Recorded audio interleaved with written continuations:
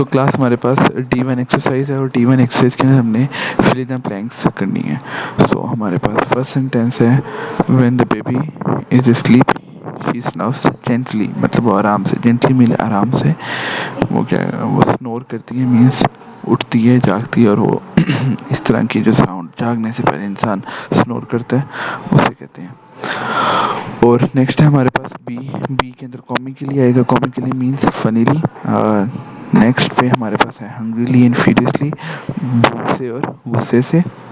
और clearly mean बिल्कुल जो कि हमें चीज़ समझ आ रही हो, क्लियर हो। और नेक्स्ट सॉफ्टली, बिल्कुल नरम आवाज़ से। और एंड पे है लाउडली, ऊंची आवाज़ में। सो मूव करते हैं हम D2 के अंदर। D2 के अंदर हमने कुछ वर्ड्स लगाने हैं, वो भी फिल इन द ब्लैंक्स ही हैं। और ए ऑप्शन हमारे पास सॉल्व्ड है। बी ऑप्शन के अंदर हम बी ऑप्शन में आएगा सबसे पहले, बी के दे के बाद आएगा ऑफन। ऑफन मीन ज़्यादातर, आमतौर पर। But some time they make patterns with syllables. So इस बात का मतलब है ऑफन ज़्यादातर वो लोग राइम इस्तेमाल करते हैं, सम टाइम बट कभी कभी वो पैटर्न सिलेबल्स भी इस्तेमाल करते हैं। और नेक्स्ट हमारे पास सी है। सी के अंदर हमारे पास करेक्ट ऑप्शन है। सो सी ऑप्शन में भी हमारे पास सम टाइम ही आएगा, ओकेजनली भी आ सकता है बट सम टाइम लगाने ज़्यादा ईजी रहेगा। सो दोनों का मीनिंग क्या है, सेम ही है। और हमारे पास लास्ट ऑप्शन है डी ऑप्शन। और सम टाइम ओकेजनली दोनों वर्ड आ सकते हैं सी के अंदर। और डी के अंदर हमारे पास आएगा ऑलवेज, हमेशा। They dash choose there word carefully, they always, हमेशा, ऑलवेज मीन हमेशा। सो मैं अपनी इन ऑप्शंस को रिपीट करता चलूँ। सो ए के अंदर हमारे पास नेवर, कभी नहीं। ऑफन मीन ज़्यादातर। सम टाइम मीन कभी कभी। ओकेजनली मीन ये कभी कभी या मौका तो किसी मौका पर। सी मीन सी के अंदर भी नेक्स्ट हमारे पास सम टाइम्स ही आएगा, सम टाइम मीन कभी कभी। और लास्ट वर्ड है डी ऑलवेज, ऑलवेज मीन हमेशा। सो हमारे पास नेक्स्ट है D3। D3 के अंदर हमारे पास हमने करेक्ट ऑप्शंस लगानी है, क्योंकि जब भी हम कुछ स्टार्ट करते हैं उसके अंदर हम लोग वर्ड यूज़ करते हैं first. So first the fly settle on the gulab jamun. उसके बाद क्या हुआ, उसके बाद हम लोग नेक्स्ट, आगे क्या हुआ या देन भी बोल सकते हैं। सो फर्स्ट हम यूज़ कर लेंगे next. Next they landed on the jalebis. और फिर नेक्स्ट है हमारे पास then. Then they set on the halwa. और लास्ट पे हमारे पास लिखा हुआ है, जब हमने बिल्कुल अपनी सेंटेंस या पैराग्राफ एंड करना हो तो हम लिखते हैं finally. Finally they walked over the barfi. और जो लास्ट ऑप्शन है कि हमारे पास वो है therefore my mother threw all the sweets away. So ये हमारे पास D3 एक्सरसाइज थी। और जो मैंने अंडरलाइन आपके पास वर्ड्स हैं, तो ये आपकी फिल इन द ब्लैंक्स की आंसर्स हैं। सो क्लास हमारे पास नेक्स्ट है D4 and D5। So D4 D5 के अंदर हम लोगों ने एपोस्ट्रॉफीज ही लगानी है।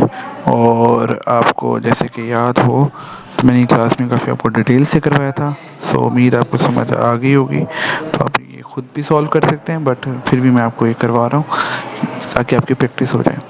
सो बी ऑप्शन ये हमारे पास सॉल्व है। बी ऑप्शन के अंदर आप जैसे कि आपको पता है कि जब हमारे पास वर्ड्स प्लूरल हो तो हम लोग क्या करते हैं कि बेबीज़ के एस के बाद हम लोग अपोस्ट्रोफी ऐड करते हैं। जब प्लूरल हो तो एस के बाद अपोस्ट्रोफी ऐड करते हैं। और जब हमारे पास सिंगुलर हो, जो कि हमारे सी के अंदर आ रहा है, ए वुमन, वुमेंस हैंड, सो उसके अंदर एस से पहले अपोस्ट्रोफी ऐड होगी। और डी में भी सेम। अब डीम के अंदर आप देख सकते हैं कि WOMEN, वुमेन, ये हमारे पास ऑलरेडी प्लूरल ही है। सो जब भी हमारे पास प्लूरल ही है तो हम अब इसके अंदर जो अपोस्ट्रोफी है वो एस से पहले ही ऐड करेंगे, एस के बाद ऐड नहीं करेंगे। सो हमारे पास ई ऑप्शन आ गया। ई के अंदर मंकीज़ हैं। सो मंकीज़ में भी, क्योंकि हमारे पास मंकीज़ ज़्यादा हैं, सो इसके अंदर ई ऑप्शन के अंदर सो एस के बाद ही एपोस्ट्रोफी ऐड होगी। और लास्ट में हमारे पास चिल्ड्रन हैंड्स। सो चिल्ड्रन जो है हमारे पास जो सिंगुलर होता है वो चाइल्ड होता है, प्लूरल फॉर्म में वो चिल्ड्रन होता है। और उस चिल्ड्रन के अंदर जब हमारे पास प्लूरल फॉर्म आए तो फिर हम जब एपोस्ट्रोफी ऐड करते हैं तो वो एस से पहले ही ऐड करते हैं। सो ये थी हमारे पास D4। सो क्लास हमारे पास जो D5 है उसके अंदर हम बात करें प्लूरल फॉर्म की। सो अब प्लूरल हम कैसे बनाएंगे, अब हमने सारे हमारे पास सिंगुलर हैं या प्लूरल है तो हम उनको ठीक करके बनाएंगे। सो हमारे पास बी के अंदर लिखा हुआ है a monkey's hand often has wrinkles on them. So हमारे पास बी ऑप्शन के अंदर मंकीज जो है आपको पता है जब एपोस्ट्रोफी लगानी हो तो हम लोग एस के बाद एपोस्ट्रोफी लगाते हैं। सो मंकीज के अंदर एस के बाद एपोस्ट्रोफी आएगी और इसके अंदर जो सेंटेंस का स्ट्रक्चर जब हम ठीक करेंगे तो हैज़ की जगह हैव आ जाएगा। कमिंग फर्दर हमारे पास नेक्स्ट है सी। सी के अंदर हमारे पास जो लिखा हुआ है वो लिखा हुआ है अ चिल्ड्रंस हैंड। सो अब हमने क्योंकि सेंटेंसेस को प्लूरल बनाना है तो चिल्ड्रन को हम जब प्लूरल फॉर्म होगी चिल्ड्रंस और उसके अंदर भी अपोस्ट्रोफी एस से पहले ही आएगी। So children's hands get dirty when they paint. So coming further हमारे पास डी के अंदर लिखा हुआ है a mouse tail. So mouse जो माउस होता है हमारे पास वो सिंगुलर फॉर्म होती है और जो प्लूरल फॉर्म होती है वो होती है माइस। सो माइस क्योंकि हमारे पास ऑलरेडी प्लूरल फॉर्म है तो इसके अंदर भी एस से पहले एपोस्ट्रोफी ऐड होगी। और इसी तरह हमारे पास मैन है MEN मैन, वो सिंगुलर होता है। MEN मैन वो प्लूरल होता है और जो प्लूरल फॉर्म हमारे पास किसी वर्ड की मौजूद हो तो उसके अंदर भी एपोस्ट्रोफी एस से पहले आती है। और लास्ट में हमारे पास है स्वेंस।